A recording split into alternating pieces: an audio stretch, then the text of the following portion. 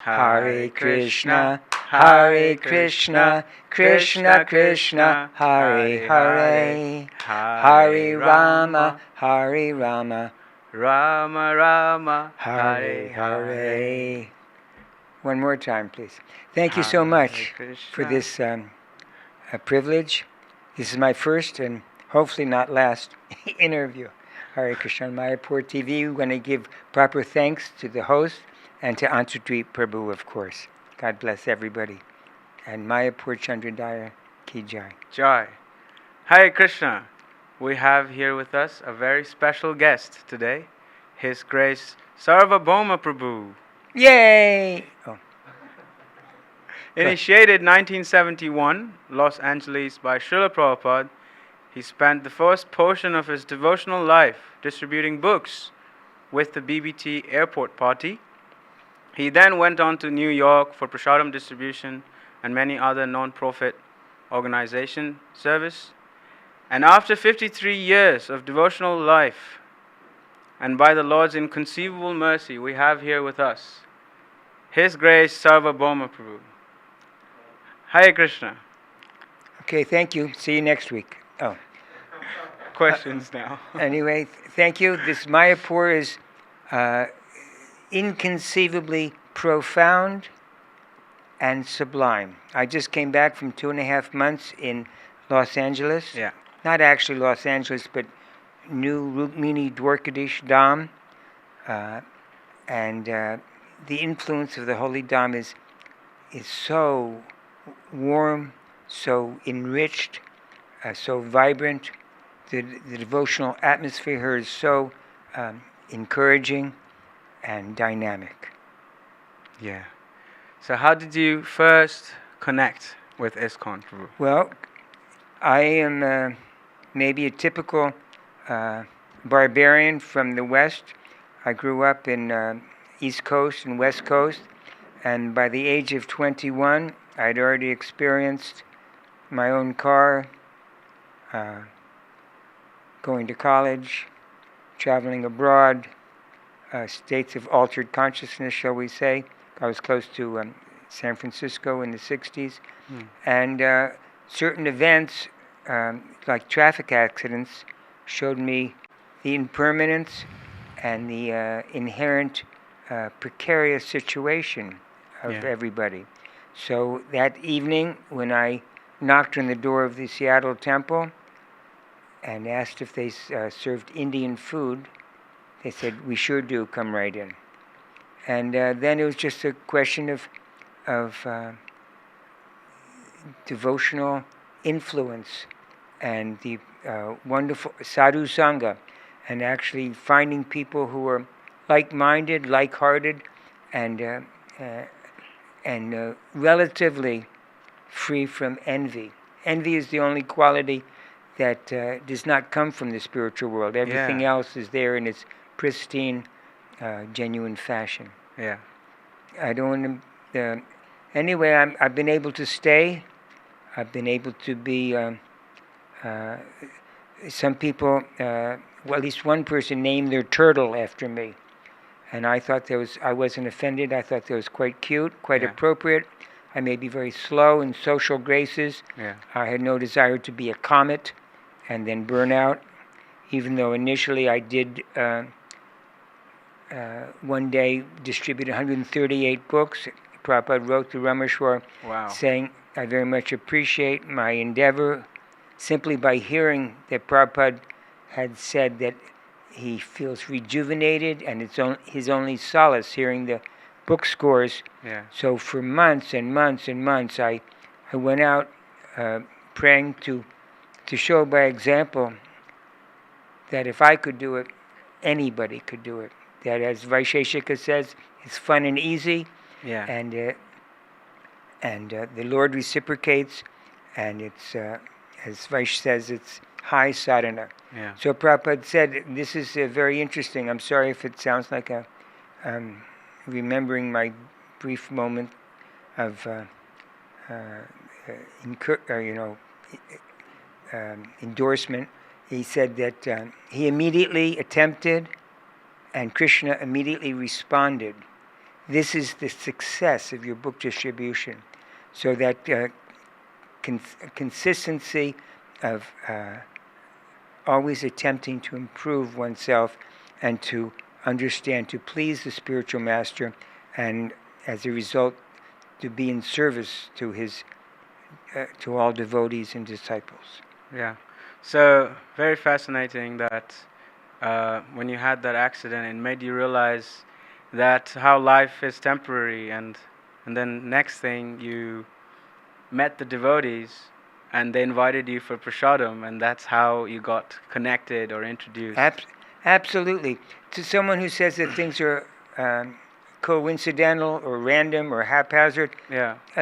Unfortunately, is just blind. If we can predict years or centuries in advance when the sun is coming up, Yeah. and when constellations go by, and this and that, and the subtlety, the kismet, the synchronicity of life, anyone with any type of intuition, Yeah. or you don't even have to be psychic, to feel that your intentions are rewarded. It's not like it's a wish list and people say, what do you need? And you just make a list and God gives you everything you need. Yeah.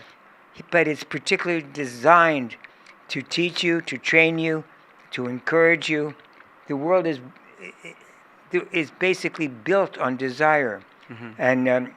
And it's a question of embracing loving service. It's not a question of giving up bad habits or giving up materialistic thought patterns. It's a question of understanding how beautiful life and God and people are, and always improving. Yeah. Sorry to meander. That's okay. I really like also the point that you make, that you notice the devotees didn't have envy, and that is such a refreshing thing to have. To have people around you who don't envy your progress. You're doing good in life. They don't envy that. They support you. That are happy. Yeah, they're happy that you are doing good. Yeah, just like it says, a leader creates leaders. He doesn't create minions or yes men or stooges or soldiers. He gives the person gentle guidance and enough encouragement.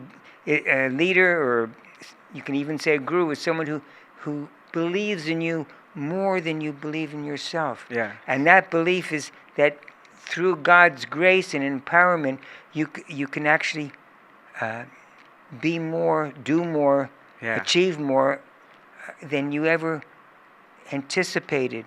And that's called causeless mercy. And thank you. Yeah. So, when you met Srila Prabhupada, did you have any personal interaction with Srila Prabhupada? Well, we all at that time we saw the level of dynamic devotion, appreciation, affection, and even though it's sometimes a little extreme, shall we say, mildly, I didn't see Prabhupada personally for the first 6 months. Then we went down to Los Angeles. I went to attended classes.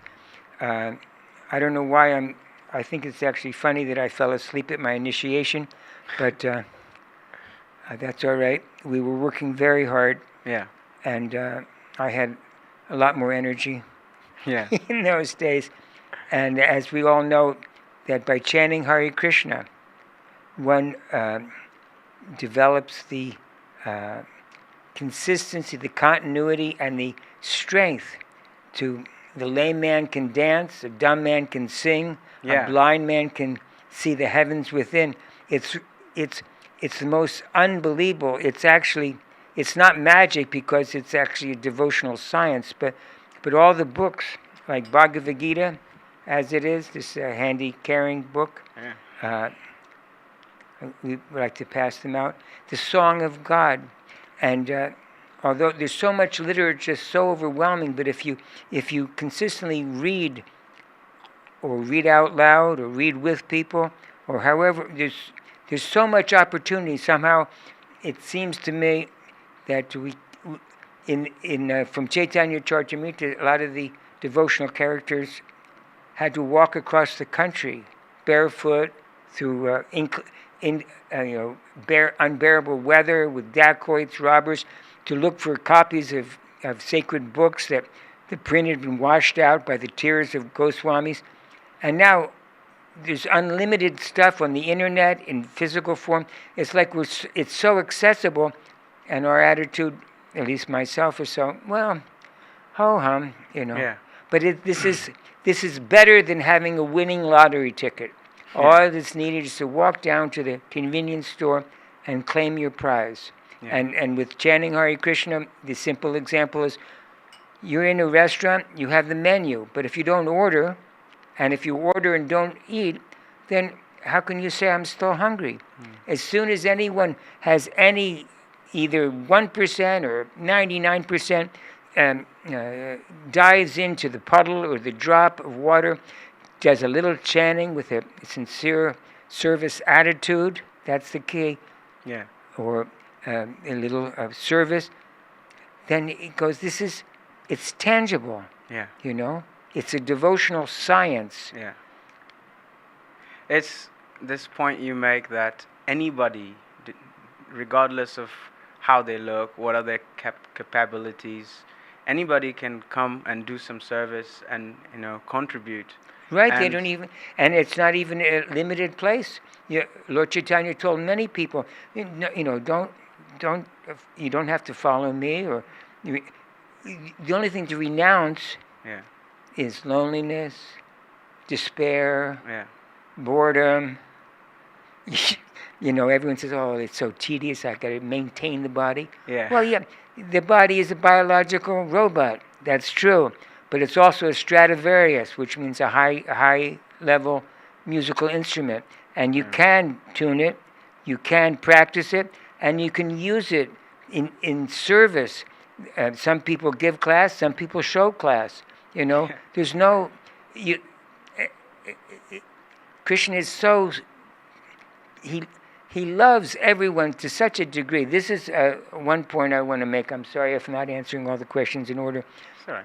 Some people like to say, well, how insignificant we are. Okay. Yeah. But in my own mind, we're infinitesimal, but we're not insignificant, because if Krishna not only has the desire, but has the capacity to love each one of us forever. Yeah. And it's not a feeling or emotion that just wafts through the air. Yeah. It's an actual activity of love. So it's just the most mind-blowing, wonderful thing that don't be discouraged. The modes of nature, they can detour one, and always do. They're consistent. But we all learn through getting advanced degrees in the School of Hard Knocks that some things are beneficial and some things slow our progress. Yeah. Sometimes we have to be reminded that we can't fly, and that the spiritual master's advice, suggestions, orders, demands, commands are for our own benefit. Yeah. They're not benefiting by simply policing us or instructing us, or people say, oh, it's self-denial, you're limiting your pleasure. No, we're connoisseurs of pleasure. It's but this is the intelligent way of understanding. The senses are limited, the mind is flickering, the intelligence is not yet completely purified, but the soul is a part and parcel, is a infinitesimal, and when that little screw, as they always use the example, is working cooperatively, willingly and cooperatively with the machine, it's useful and happy, right? And when it's discarded, it's useless and miserable. And we all know that feeling. I mean, at least I do all too well. Excuse me. It's such a unique thing in our movement that, regardless of how limited you feel of your capabilities, you can still be a screw in the part of the movement and become part of the bigger you machine. can still assist. You can still assist. There's most... And Krishna loves you the same, you know. Yeah, maybe even more, because he gives people what they need, and most of the unsung, untelevised, uncelebrated heroes, Yeah. they prefer that. Yeah. You know, and of course, when someone has the opportunity or the gift or the capacity to broadcast, then if they take it, they accept that responsibility, labor of love, and sharing warmth, humor,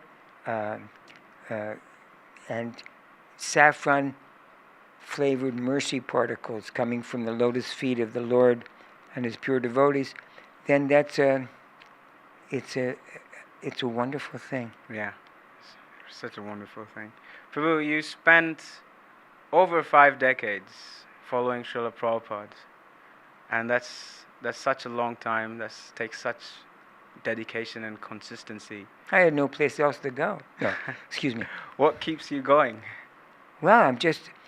sometimes I call myself Bhakta Sarv. You know, the feeling of entitlement.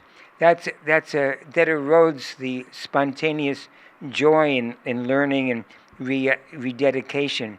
So it's just, as far as I can see, that it's just like Indra says, how delicious can a half-baked cookie be?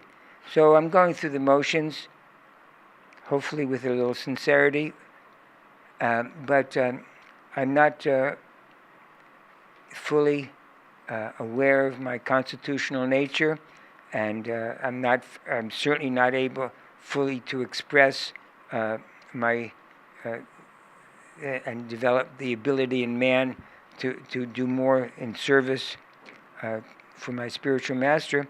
But I'm very hopeful. As they say, I'm helpless but not hopeless. You know, the mercy of the Lord, especially, I've been allowed to stay here for 4 years in Mayapur. Yeah. Now, previously I was homeless in LA for like 15, 25 years, right? But it looked at it, it worked in my favor. I had no family, I had no car, I had no residence, I had no work, I had no business, and I was like frustrated. So when COVID came and I was forced to stay, it turned out right in my favor. And then I became more comfortable. And now I find it so profound and so interesting. And of course it's pretty deep. And of course it's pretty hot, you know. Yeah. Also, I can see humility is another quality of yours that this 5 years, 5 decades of following Srila Prabhupada has brought to you. That's such a nice thing to have. Well, when I look in the mirror, you know, and I see other people, their intelligence, their youth, their sincerity, their abilities, it's not hard to have a reality check and just be glad that, you know, as they say, it's like I didn't do anything to deserve to be here, but I'm a mercy candidate, and thank you. Let me just, at random, while I'm here, it says here, "O best of the Kuru dynasty, this is without sacrifice, one can never live happily on this planet or in this life. What then of the next? Whatever form of material existence one is in, one is invariably ignorant of its real situation. In other words, existence in the material world is due to the multiple reactions to our sinful lives. Ignorance is the cause of sinful life, and sinful life is the cause of one's dragging on in material existence." This is the last sentence I'm going to read. "This human form of life is the only loophole by which one can get out of this entanglement." Quite relevant. Well, how fortunate we are. You know, and of course, they always use the example. If you're drowning trying to do doggy paddle across the Pacific, someone throws you a life preserver, rather than say, oh, where was it manufactured? You know, how long is the rope? And grab it and save yourself. And that's very true. People who are very noble in spirit and very sentimental, they want to be like, they want to save the world, you know, because Prabhupada has been. But first, you have to be save yourself. Just like in the airline, they say, pull down your own oxygen mask first. So you can't give what you don't have. And the only very best way of encouraging someone and sharing, one definition says it's like an electrical charge that's transmitted through receptive hearts.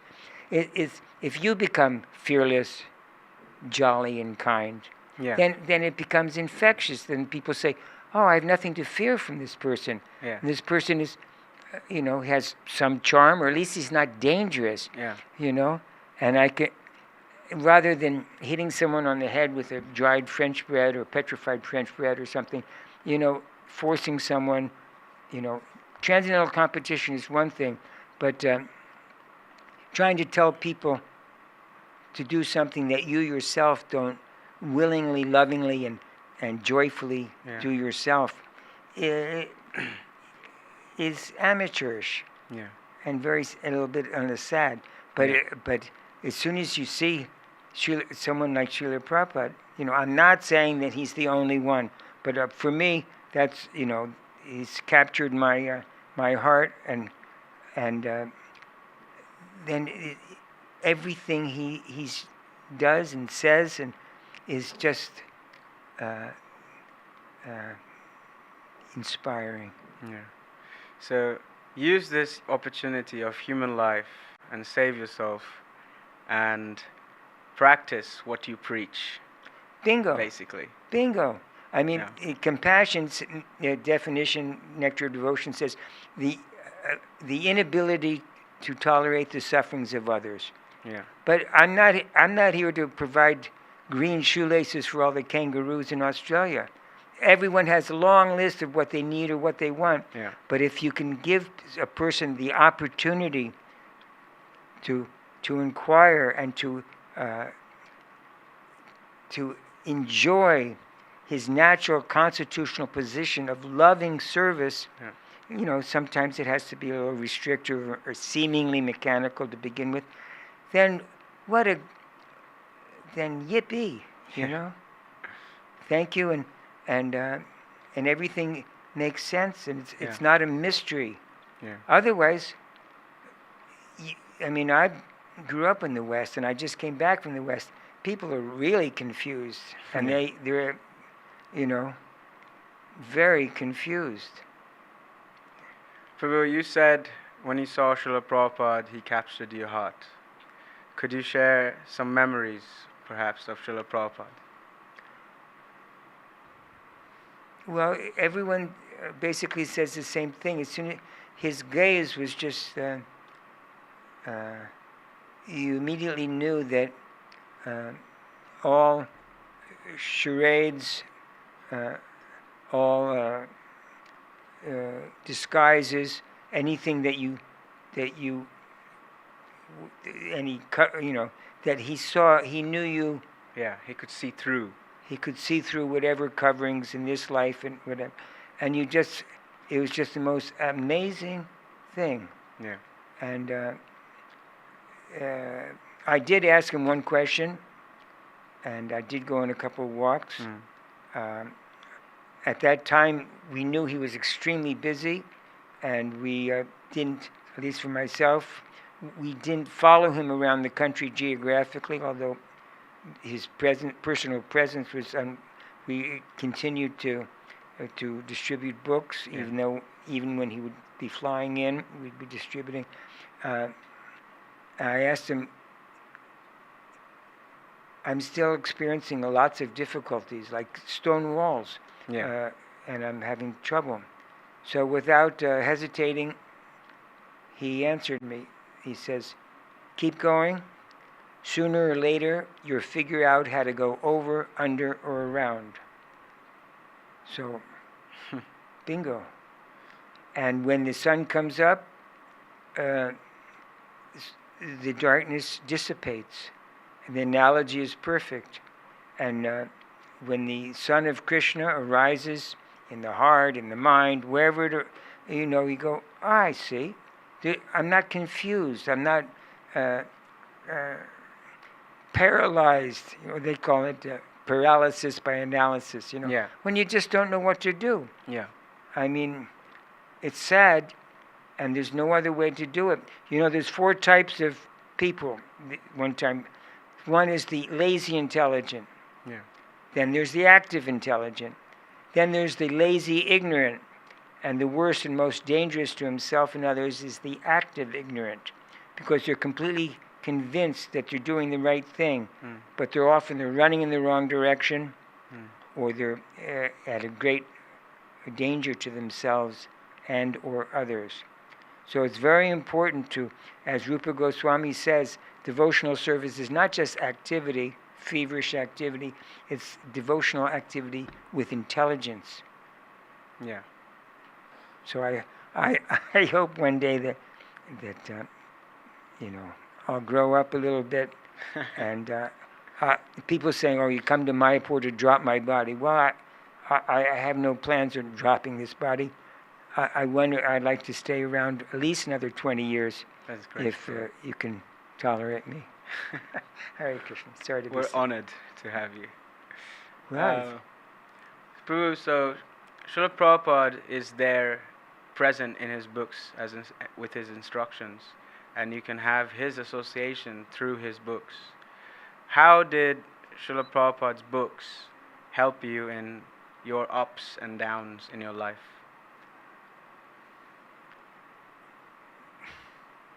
Well, it's a mystical thing. Prabhupada made 2 great jokes. One is that when they say, "What's in these books?" If you're selling books, don't say, "I don't know. I just sell them." Yeah. That's one.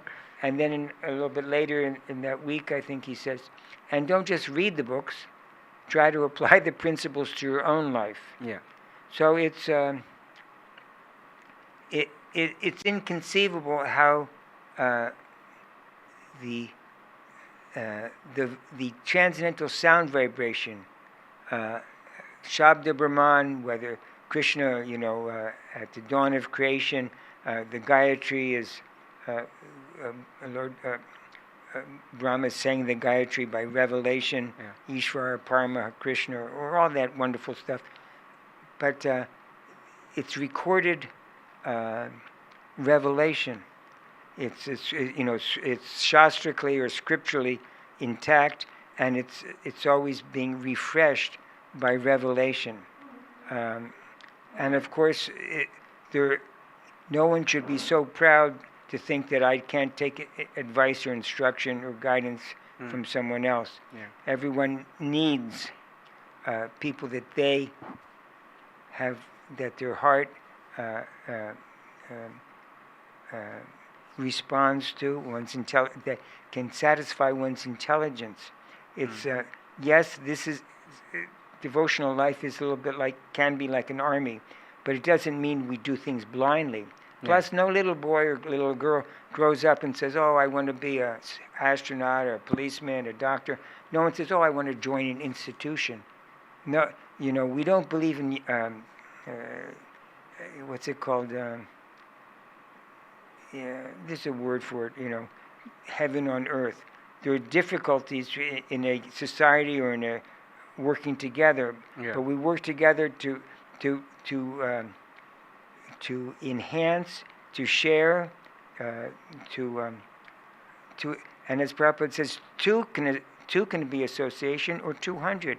It's not the more the merrier necessarily. Yeah. But everyone has to find someone that they respect enough that they will deeply consider their advice and their guidance that inspires them, not threatens them. Yeah.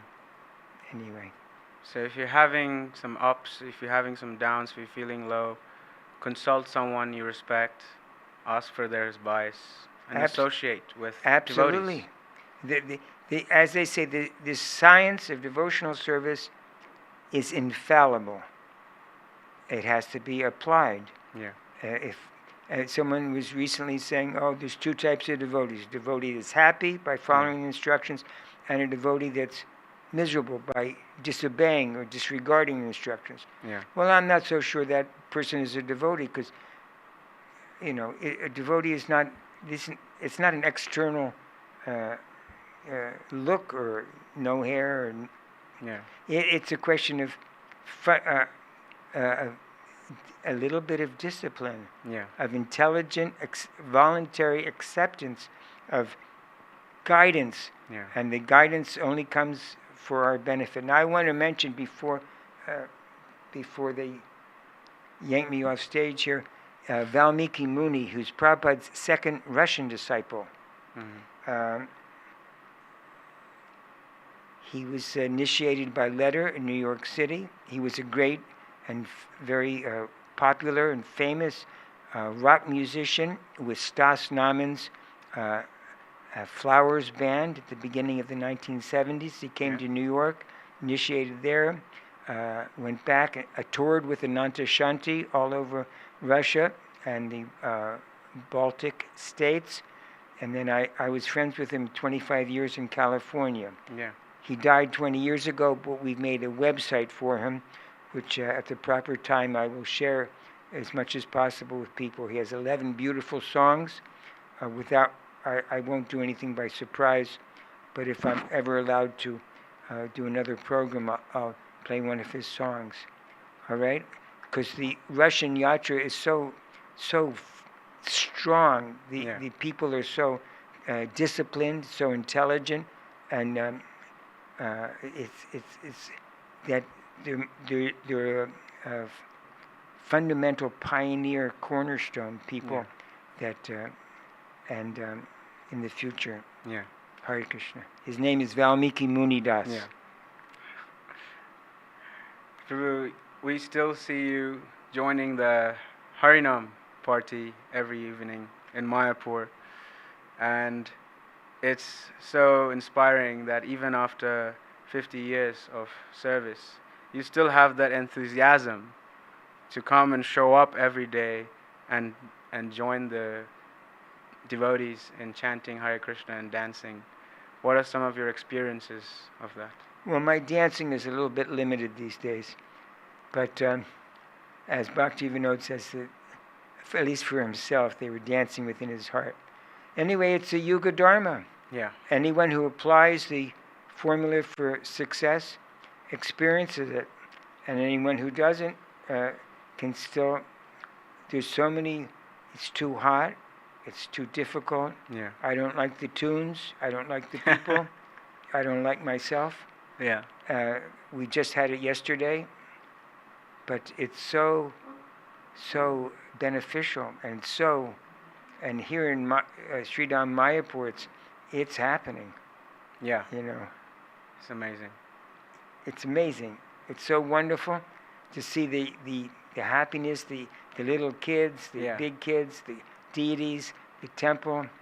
I mean, it's just fantastic. Yeah. As all the tourists that come and they get attracted to the Harinam and they start dancing with the and there's devotees. one program this morning. Let's see, is that backpack around? That this nice lady, Purnamasi, every day for 4 years, she's gone out in the morning near Govinda's. Yeah. This is the backpack she gave me, if you can see it. Every single day, rain or shine, sleet or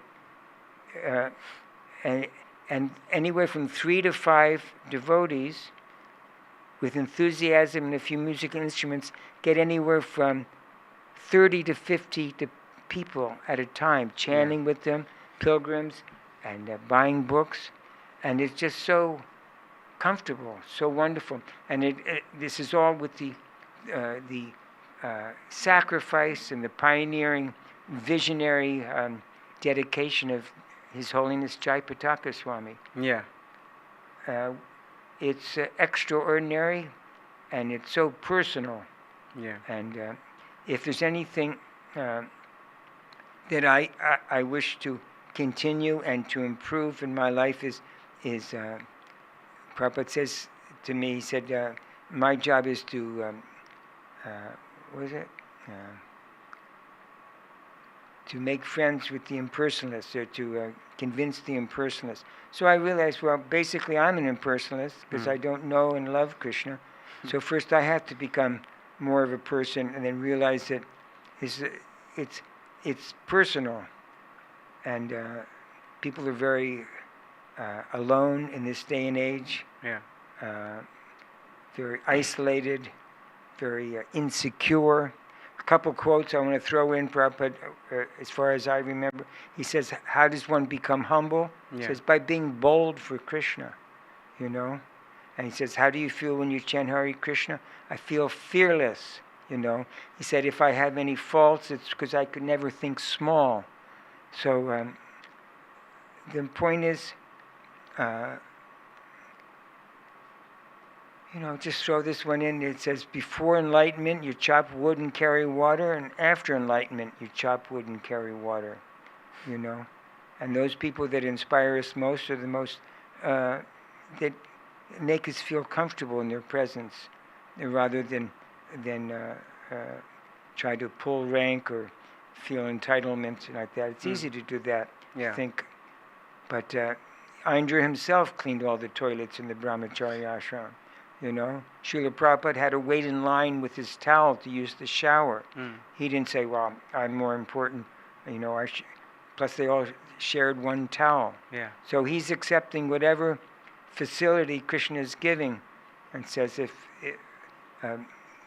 how these people are so steeped in the modes of nature, how will my words and my recitation, every time Prabhupada translated something, it would be stolen, and he had to do it again. His patience is unlimited. Yeah. His ability is unlimited. He presented Krishna book before he presented all the other 9 cantos, saying that you shouldn't jump to the 10th canto. When, on the other hand, I'll give enough properly presented, so that make sure that people, my devotees and disciples and well-wishers, will not be deprived. Yeah. You know. Prabhu, you spoke about sacrifice. You spoke about this pioneering attitude, and you spoke about how we should accept what Krishna facilitates us. What kind of advice would you have for our audience that are watching right now? Well, my advice is you should probably switch channels and tune into something more meaningful. But there's no limit. One should be, on one hand, willing to accept whatever Krishna has allowed one to participate in and given the ability, but he can also unlimitedly empower you. That don't be from my point of view, a lot of people could say, well, it didn't work out the first once, twice, 50 times, so Krishna doesn't want me to do it. But maybe he wants you to actually cry for it. I mean, I don't remember exactly all the things, but I know I had to come to tears in order to be given an ability to distribute books. Because it's not an ordinary thing. We weren't actually academically interacting. We had like 10 to 20 seconds to close the deal, meet people, make friends, have them trust you, and to exchange money before the police would come and break it up. Yeah. So at that time, there was no plastic cards. I simply said, we're passing these out for donations. And the feeling was so, because as soon as a person, by mystic potency, controls her own, or has one's own senses or mind controlled, they become non-threatening. They become attractive to others because their natural joy is felt, and the person comes over and they don't buy what you have. They're attracted and invest, and they trust that individual's ability, charisma or something, and they're willing to whatever you have, and you want to share. Yeah. And if you don't see it as simply accumulation of book points or money in my pocket, and realize that you're giving them out of many, many lifetimes an opportunity to get out of the repetition of birth, death, old age, and it's so. Okay, this is another example that if someone's in a burning house and you scream at them to, impassioned, jump, get out, it's burning. They might jump and actually hurt themselves. But if you present it properly and the fireman goes up the ladder and you coax them out, you can save their life. Yeah. But if it's too, it's too harsh, because this is so profound, it's unbelievable. Everyone is just ho-hum, this and that, food, sex, politics, family. But this is so profound that God exists. He has a form. He is a person, and you yourself are eternal. Okay, how about this? Just one line from Bhakti Vinod's 22-line poem. Was man intended to be a brute in work and heart? Should man, the Lord of all around, from common sense depart? Man's glory is in common sense, dictating us the grace that man is made to live and love the beauteous heaven's embrace. Wow. Right? And the last two lines is, O Saragrahi Vaishnav soul, thou art an angel fair. Lead me on to Vrindavan and spirit's power declare. There rests my soul from matter free upon my lover's arms. Eternal peace and spirit's love are all my chanting charms. Hare Krishna. Written in English. There's so many prayers. There's so much literature that one is apt, at least I was and still am, saying, overwhelmed. How can I possibly chant all my rounds, read all the books, go out on all the programs, attend all the artis, learn all the devotional arts? But and then usually one says, well, it's just too much. I'll never be able to do it. Why even start? But the point is that you just start, whatever you can do. Read a verse. Yeah. Join Vaisheshika's chapter a day in English or Sanskrit. Yeah. Read a little of this, read a little of that. Yeah. Chant a few rounds, go to kirtan. Excuse me. And you'll see that just like Nasta Prayashu Abhadreshu Nityam Bhagavata Sevaya. There's two ways it can be understood. One is by regular attendance or, do things in a disciplined. And the other is one develops a spontaneous love and desire to constantly hear and chant and remember. So the point is, as long as we're honest and we're not trying, it's not like a material competition. It's not like, it's honesty. So we're not filled with pretension. We're not hypocrites, and we just appreciate not only each other in the cloister, but appreciate every living entity that's doing the very best he can. Yeah. In this age, why more people don't, quote unquote, lose it is almost because they have marriage, they have family, they have jobs, they have house payments, they have work, and they have no real unlimited source of joy, but they're maintaining. So it's our, and as Vaisheshika likes to say, is they're just waiting in their house, waiting for someone from Lord Chaitanya's Sankirtan party to knock and offer them an opportunity. Yeah. Preach the name, preach the glories of Krishna. Right. First understand who you are and what your purpose is, and then go out there and preach. It sounds like the advice that Lord Chaitanya gave Haridas Thakur and Lord Nityananda. Yeah. Right? And it's a little, disconcerting because even Siddhanta himself said, that the very first time he went out on Sankirtan, the very first house they knocked on, the guy came out to the door with a shotgun and said, "I'll give you 5 seconds to get off my lawn." Yeah. But still, he didn't quit, and he still went on Sankirtan. And now he's arranged a series of preserving, immortalizing so many wonderful devotees. Yeah. You know, and as they say, the grandfather, either in material life or quote unquote spiritual life, is even more merciful than the father. So there's no limitation in terms of time and space, or anyone says, "Oh, I wish I was there in the pioneering days." Yeah. This is still the Wild West or the Wild East, or I came in. I was lucky. I mean, I didn't come right in the beginning. I came in Mayapur 75 and 76. You know. Yeah. And it's just the opening of the Vrindavan temple. Yeah. And I went to Hyderabad. I found out I never heard of Telugu as a language, and I found out there was 100,000 people in the stadium. It was the World Telugu conference, and I didn't wear a hat, and I got heat stroke. Found out that heat stroke is no. It's not so a hot. lightweight. It's not a lightweight thing. Yeah. So it's challenging here in India. The weather right now it's going to be going up to 110. Yeah. But the point is, it just accentuates the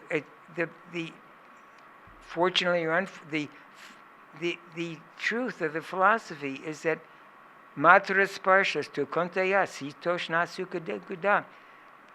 There's a few seconds of the weather is perfect, and then it's either too hot, too cold, too rainy, too dry. Yeah.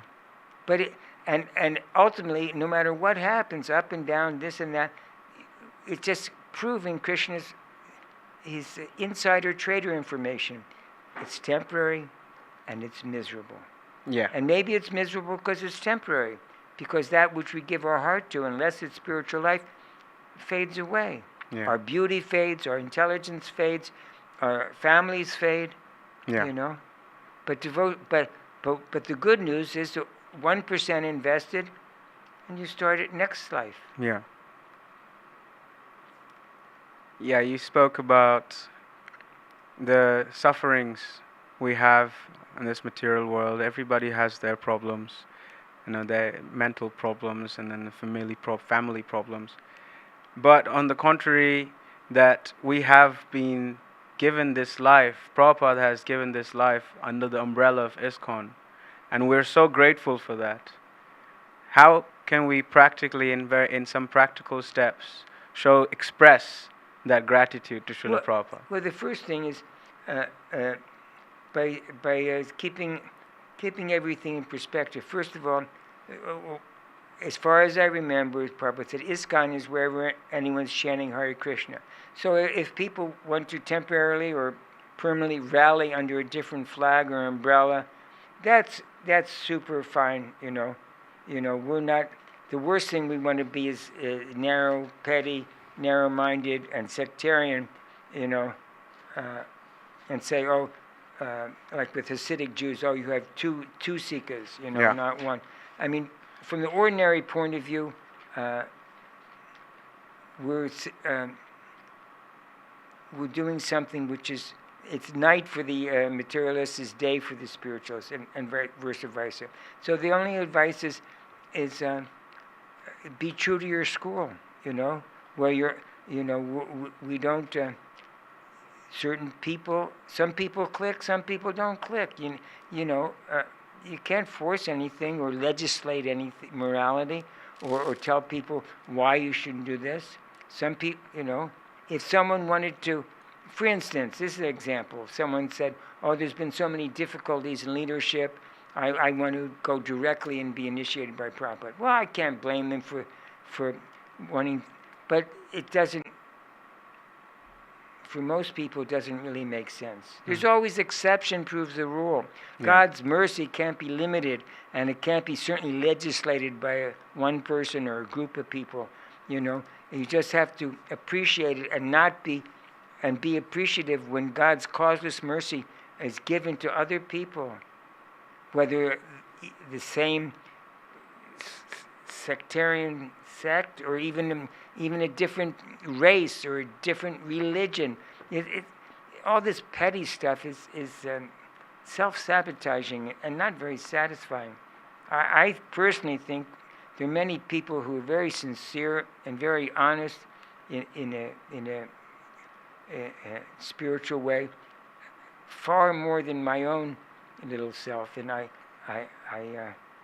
feel inspired and encouraged to improve my own. Yeah. What was the question again? No. Yeah. Well, how can we show gratitude to Srila Prabhupada? By being honest, by being real, by being merciful, and by wanting to share the gifts of the. And it says Lord Chaitanya, he's complaining, right? For him, the complaint department is open. He says, "I'm only one person. How can I digest and distribute the whole storehouse of love of God?" Yeah. So people who can feel that type of transcendental pain, they go, "I'll help." And they have a very happy. Now, as far as I'm concerned, even though I don't like my own conclusion, is you have a choice. You can have spiritual anxiety or you can have material anxiety. Material anxiety sucks. It's selfish and it's never satisfying. Spiritual anxiety is that I will accept whatever responsibility as whatever I can, and try to, even if I have to show people by example of what not to do. Yeah. You know, and I can admit that many times I've I could have done things more expediently, more efficiently, but that's all right. Prabhupada gives all of us, or Krishna gives everybody enough rope to climb out or to hang yourself. You know. Yeah. So be sincere, be compassionate, and be an example. Well, of honesty, and if one makes a mistake, to either to the Lord or to other people, say, "I'm sorry." Yeah. You know. Some people never seem to have any regrets, and unfortunately, in this world, people who feel like they are gifts from God in terms of social things, or they're given silver tongues, and they can befuddle, mystify many people to invest money or to invest time or energy, and they break a lot of hearts. Yeah. And very sensitive people who really want to be honest and faithful and true and helpful. They do where do they go? Fools rush in where angels fear to tread. Anyway, the Hare Krishna mantra is the greatest gift. It's Krishna himself. Yeah. And no matter how many times we hear it, it's still profound. It's still so amazing. Yeah. That by chanting Hare Krishna, one can improve, one can cleanse the mirror of one's mind, Cheto, Darpana, Marjana, and actually, as you say, see things as they are, and know what to do, and know what not to do. Yeah. For the quality of compassion on the suffering souls, that really touched me. And to have that quality when you're preaching, that you really want to deliver these souls give them the ticket back home, back to Godhead, that opportunity at least. Oh my God, what a rare, valuable thing. Like I was able to start with one. Prahlada Priya gave me my first opportunity to distribute hot food in New York. Yeah. Then we expanded to 6 carts, and then we another time I'll tell you about. We started doing orange juice, and then we developed 17 carts. We had a complete monopoly, 57th Street, 5th Avenue in Central Park. We had it for 3 years, and so every cart copied us. And then we went into dried fruits and nuts. We had 40 carts, 3 other businesses. Wow. In the rainy days, we sold umbrellas. But I learned a lot. You must keep books. You must take a superior management advice. I had run a paper route when I was 11 for 6 months. That wasn't sufficient training for running 3 businesses and employing 60 people in New York. Yeah. And just like Bob Dylan says, New York, New York, buildings going up to the sky and people going down to the ground. So I bit off more than I could chew, and it's all right. And then the next year, I was living in a cardboard box on the streets of New York. But then after that, when I came to the West Coast, I started a homeless dinner program. I didn't want to necessarily develop supermarkets and farms and fast food places and restaurants. I wanted to give people who were down on their luck something that was nutritious and delicious. Yeah. You know. Thank you so much, Prabhu, for sharing so many practical tips for us to follow. And that's all the questions I have for you today. It But was a... Thank you so much. And once again, Rudradvip, Yeah, we love you.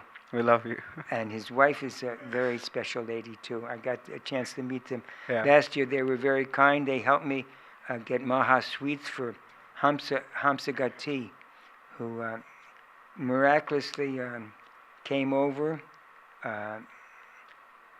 with Tirthapad's daughter and husband, and he was able to leave in the Holy Dham. He was one of the first pioneers in Nepal, and then he drove buses. He played musical instruments. He's the destination of the swan-like devotee, Hamsa Gati. So, and I saw him leave here, and Hare Krishna. Hare Krishna, Prabhu. It was an honor to share our experiences and to allow me to ask some questions. Thank you very much, Prabhu. Hare Krishna. Thank you. How do I say thank you very much in Bengali? Dhanyavad. Dandavad? Dhanyavad. That's the English version. Dandavad pranams. Dhanyavad pranam. Hare Krishna.